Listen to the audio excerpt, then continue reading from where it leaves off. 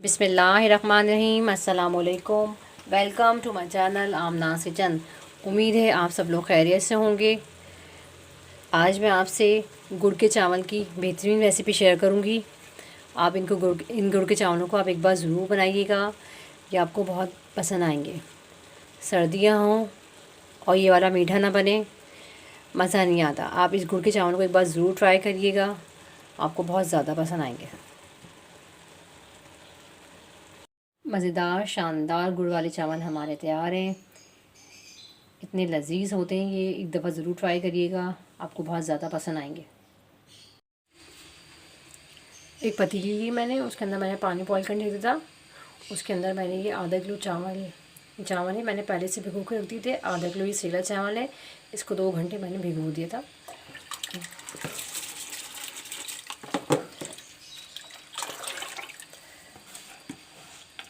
سیلا چاول کو آپ 2 گھنٹے پہلے بھگو دیجیے گا۔ یہ آدھا کلو چاول ہے۔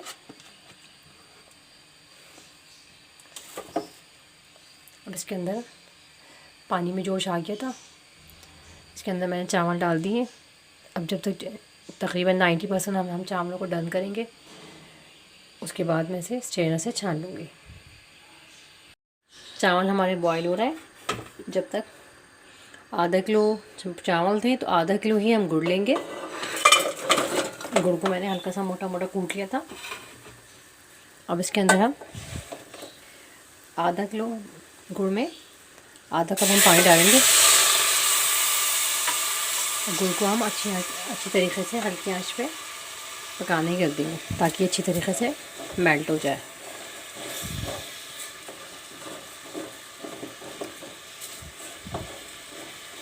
گڑ ہمارا اچھی طرح میلٹ ہو جائے گا تو اس کے بعد میں گڑ کو ایک دفعہ چھان لوں گی۔ چاول ہمارے یہاں بوائل ہو گئے، تقریباً 90% ڈن ہو گئے تقریباً۔ اب میں اسے اسٹرینر سے اچھی طریقے سے سارے چاول کو نکال لوں گی۔ گڑ ہمارا اچھی طریقے سے پک چکا ہے، بالکل میلٹ ہو گئے۔ اب میں اسے چھان لوں گی۔ گڑ میں تھوڑی بہت مٹی وغیرہ ہو تو وہ سب نکل جاتی ہے۔ ایک پتیلی لیں گے، اس کے اندر ہم یہ آدھے کپ کے قریب ہم گھی ڈالیں گے۔ اس کے اندر گھی جب ہمارا ہلکا سا گرم ہو جائے گا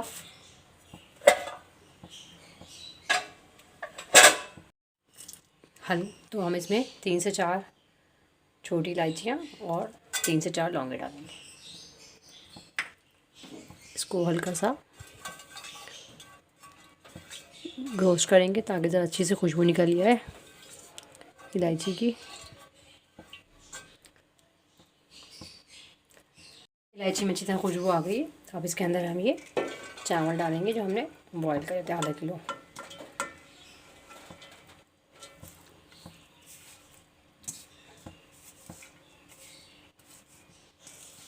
اچھی طریقے سے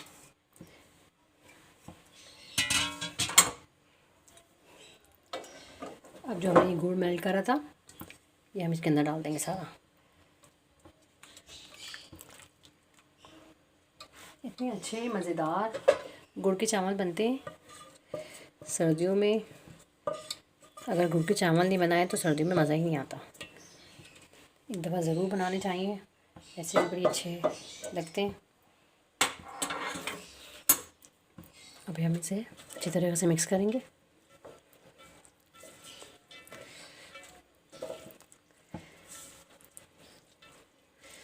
اچھی طریقے سے بہت اچھی طریقے سے ہم اس کو مکس کرنے کے بعد 10 سے 15 منٹ ہم اسے دم پہ رکھ دیں گے۔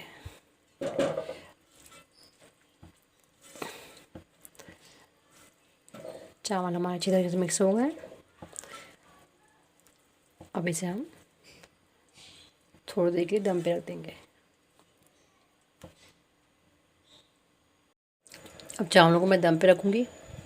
چاول ہمیں نا بالکل ڈن اتارنے، ورنہ نا گڑ ڈالنے کے بعد یہ چاول کڑک ہو جائیں گے۔ یہ بالکل کڑک نہیں ہونے چاہیے، بالکل نرم اور کھلے ہوئے بننے چاہیے۔ ایک پین لیں گے، پین کے اندر ہم تھوڑا سا تیل ڈالیں گے۔ گھی ڈالیں گے اس کے اندر. یہ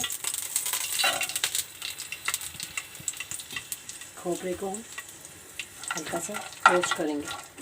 بڑا مزہ آتا ہے, بہت اچھا لگتا ہے اس کے اندر گڑ کے چاول میں. بہت اچھا ٹیسٹ آتا ہے. ہلکا سا فرائی کر کے ڈالیں آگے سے. اس کے بعد یہ ہم کشمش ڈالیں گے. کشمش کو بھی ہم ہلکا سا روسٹ کر لیں گے, ہلکا سا.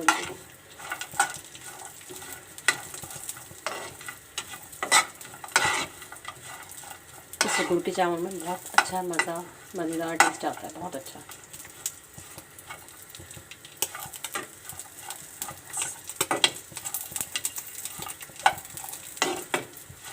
تو کشمش ہمارے روسٹ ہو گئے.